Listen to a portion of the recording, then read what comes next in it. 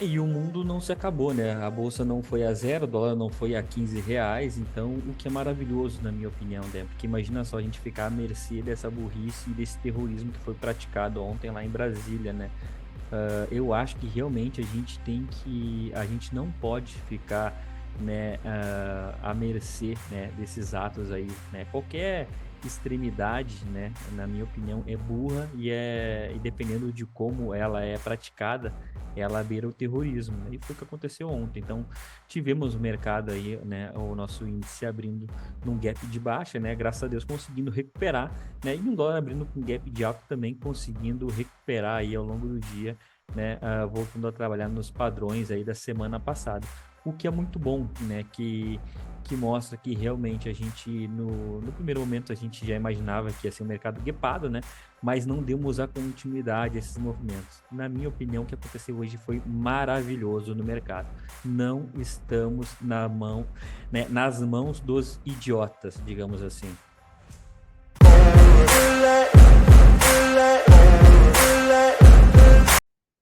Fala galera, beleza? Felipe L na área, passando para mais um diário de trade aqui com vocês. Vamos dar uma olhadinha nos movimentos apresentados por índice e por dólar. Desde já, o gráfico diário dos dois ativos na tela aí para vocês, né? Aqui à nossa direita temos o nosso dólar futuro, né? E aqui temos o nosso índice futuro.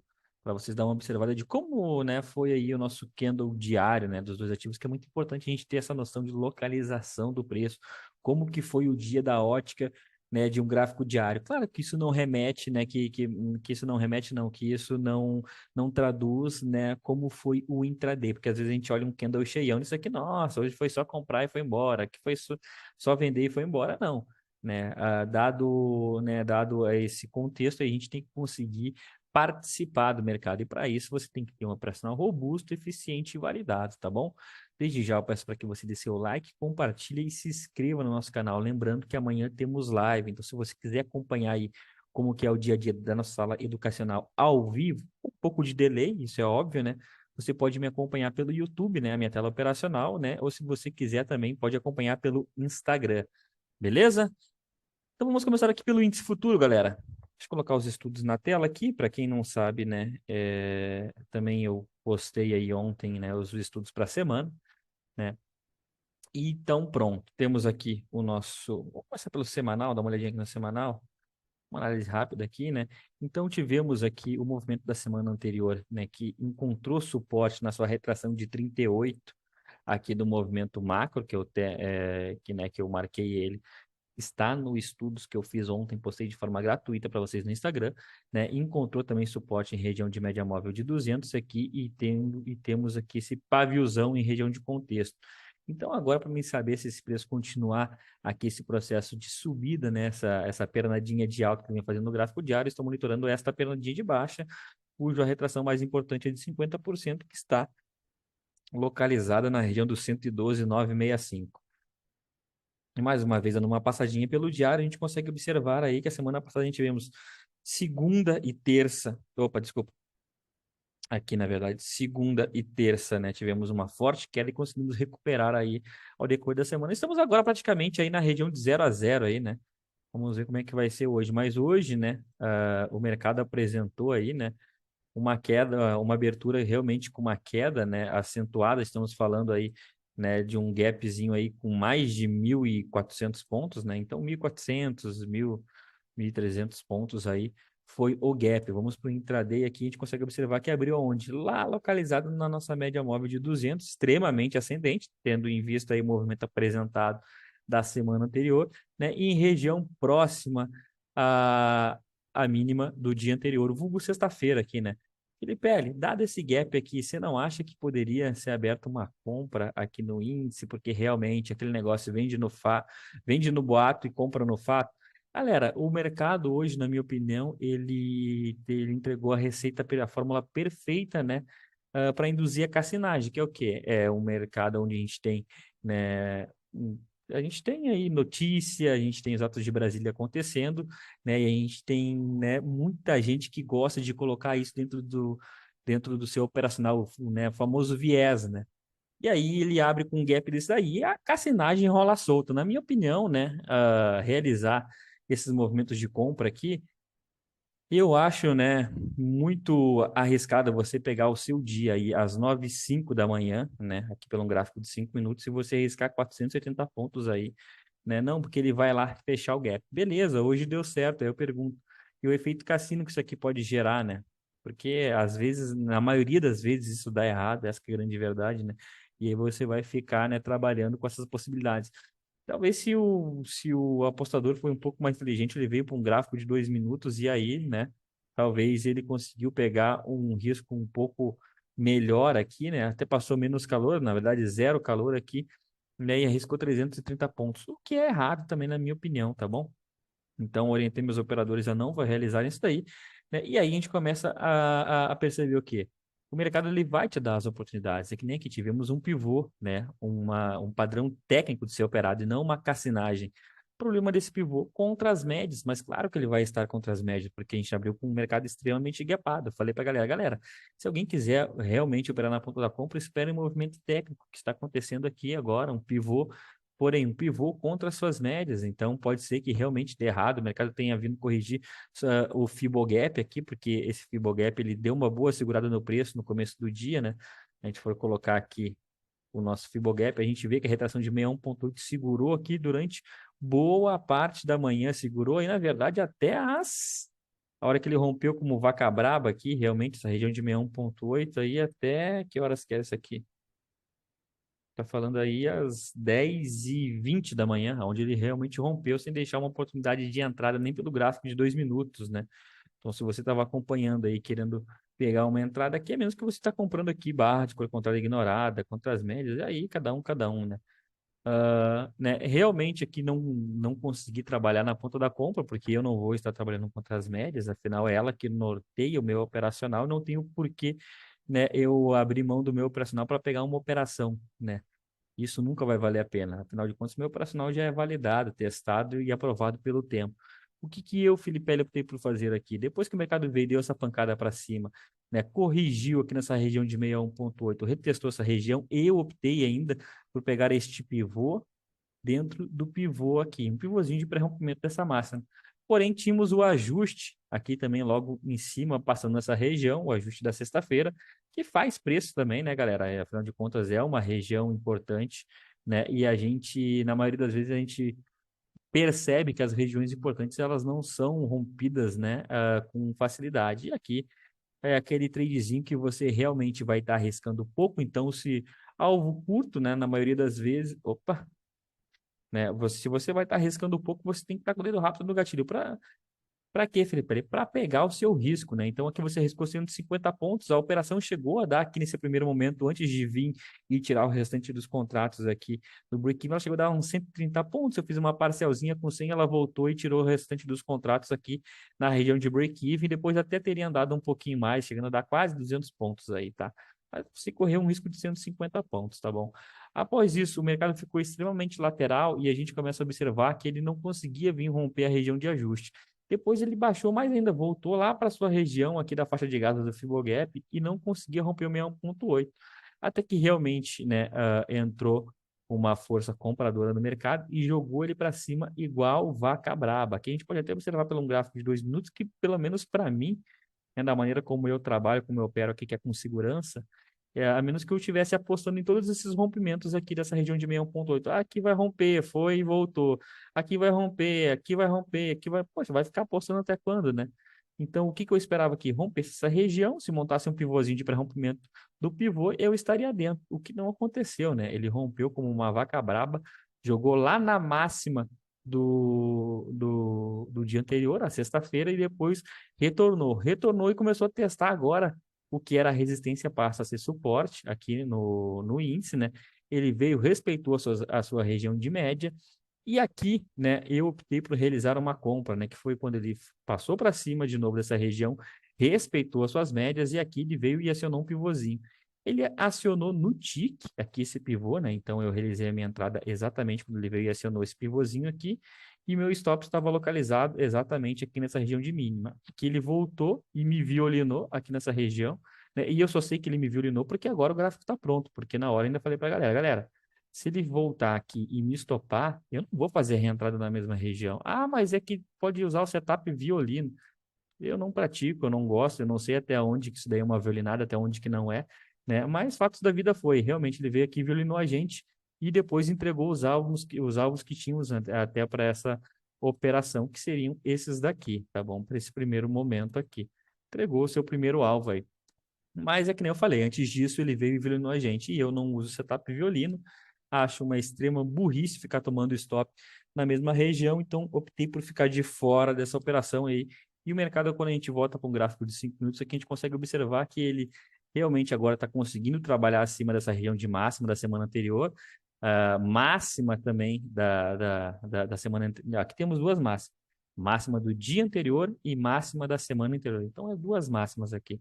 Tá? O mercado ele não está passando uma confiança que realmente, né, vai. Se bem que agora já está quase 5 horas aí, então dificilmente alguma coisa vai acontecer nesse mercado, né? Mas fato da vida é que ele está trabalhando acima dessa região aqui que era resistência, né? Então agora está brigando se é resistência, se não é, enfim.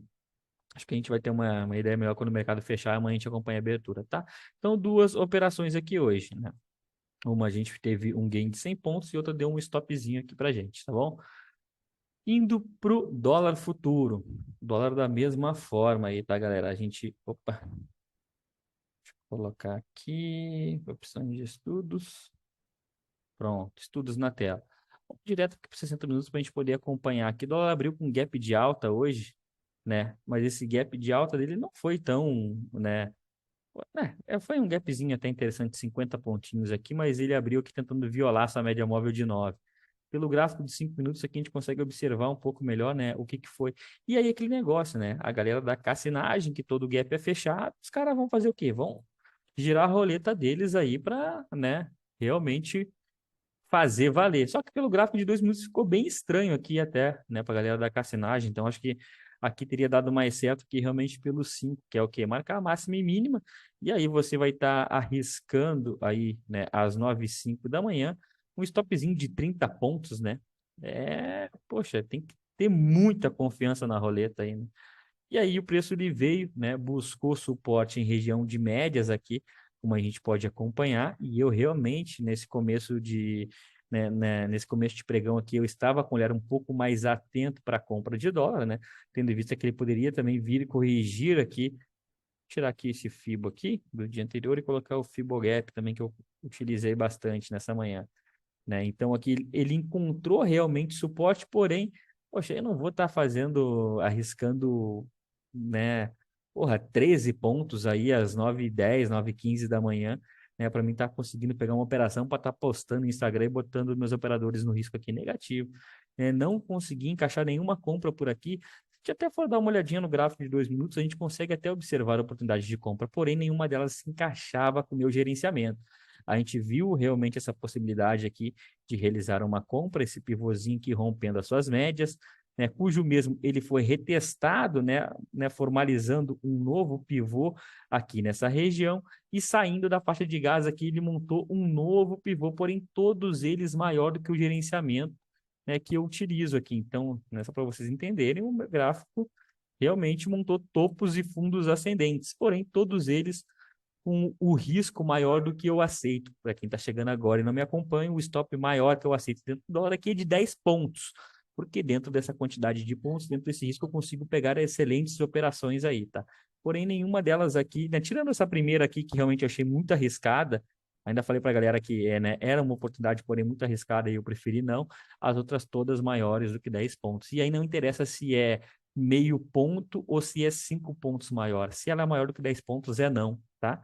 Para quem tem um gerenciamento de risco e um operacional bem definido, a resposta é essa, é não. Se está maior, é não. Se não está no operacional, é não.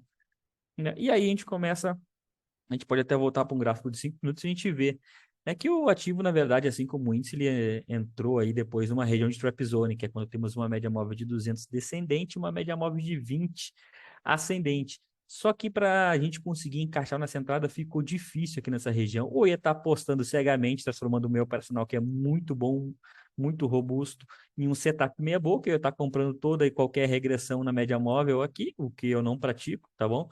ou então ia estar arriscando o rompimento de média móvel de 200, o que é uma burrice sem fim também, né? Quando a gente vê que realmente a gente vê uma possibilidade, né, que essa média móvel de 200 ela realmente pode ser rompida e o mercado pode jogar para cima, logo em seguida vemos um engolfo, vemos um padrão de candle vendedor. Então eu não me admiro, né, até aqui a gente ter tido operadores vendendo por essa região aqui, porque realmente aqui, né, ficou bem convidativo, né?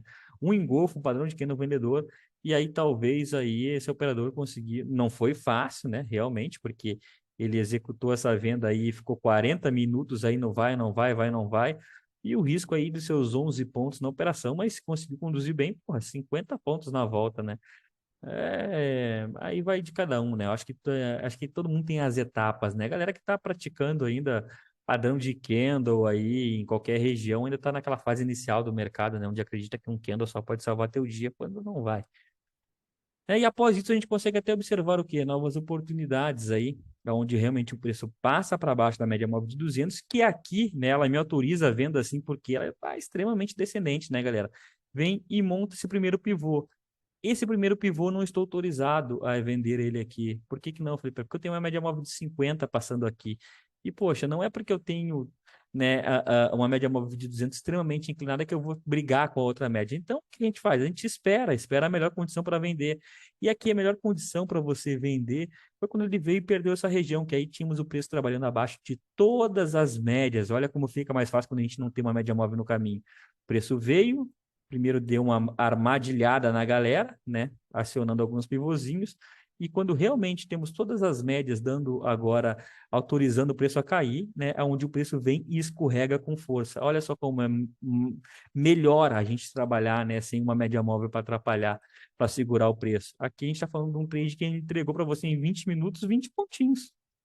Poxa, melhor que isso, só pão com ovo, tá? Eu consegui encaixar uma operação aqui nessa região, duas operações eu encaixei aqui pelo gráfico, né? Uma foi pelo gráfico de 5 minutos, desculpa, que foi este candle aqui, que agora eu tirei o contador de candles, tá? Para não ficar, na verdade, fica muito poluída a tela, tá? Então, eu peguei esse candle aqui, que está colorido de amarelo, a nossa regra de coloração própria aqui da sala, tá? Que ele sinaliza para a gente, deixa a coisa mais visual, onde temos sim uma regressão por violação na nossa média móvel de 9. O risco dela estava totalmente dentro do meu gerenciamento de risco. Tinha start na perda da sua mínima, né? E o stop na sua máxima. Qualquer ideia aqui dessa operação era pegar essa região aqui de fundo prévio, né? Região de teste nas suas médias móveis, né? Eu antecipei a entrada no pivô aqui, né? Sabendo que é o acionamento do pivô por si só, eu já teria que colocar alguma parte de lucro dessa operação no bolso, onde eu fiz uma parcial, tirei meu stop aqui de cima, coloquei ele para o 0 a 0, e aí ele entregou uma parcial, voltou e tirou o restante dos contratos que eu tinha no 0 a 0, né? Não ameaçou na verdade ameaçou o stop. Se alguém casou com a operação, só queria que ela voltasse para o 0 a 0. E aí depois sim, né, teria entregue mais uma quantidade de pontos aí, ok, né? Depois, próximo do fechamento da nossa sala educacional, eu também consegui filtrar aqui pelo gráfico de 2 minutos que o alvo que eu tinha para esse primeiro pivô aqui no gráfico de 5 minutos era o ajuste do dia anterior, que a gente veria localizado aqui nessa região, ó, né? Então, o que que eu estava projetando aqui nesse momento aqui? Tá pegando esta região de máxima, né, com esta mínima, tendo esse alvo aqui. Porém, como o mercado ele ficou também enrolando aqui nessa região depois que entregou esse terceiro alvo, eu já não preciso mais dessa projeção e posso até projetar somente essa regiãozinha de consolidação aqui, ó, que esse terceiro alvo aqui se entregava, né, lá o ajuste. E aqui eu fiz uma filtragem pelo gráfico de 2 minutos, onde a gente vê o preço perdendo essa região de fundo prévio aqui. Ele vem e dá mais uma acelerada entre uma barra de força, corrige no fundo prévio, vem e aciona um pivôzinho, me entregando aqui 7 pontos, 7 pontos e meio e voltando e tirando os restantes dos contratos no 0 a 0. E foi isso que eu consegui realizar na parte da tarde aí. Tá bom, galera? Espero que o dia de vocês tenha sido tão bom quanto o nosso. Lembrando a todos, né, que amanhã temos live. Se você quiser acompanhar na sala educacional a maneira como eu opero, que é a tendência, né? Já adianto para você. Você está cansado de ficar caçando topo e fundo aí no mercado e quer aprender a operar de forma profissional? Vem e acompanhe a gente amanhã aí, tá? Início às 9 horas da manhã, beleza? Um forte abraço a todos e até amanhã. Valeu!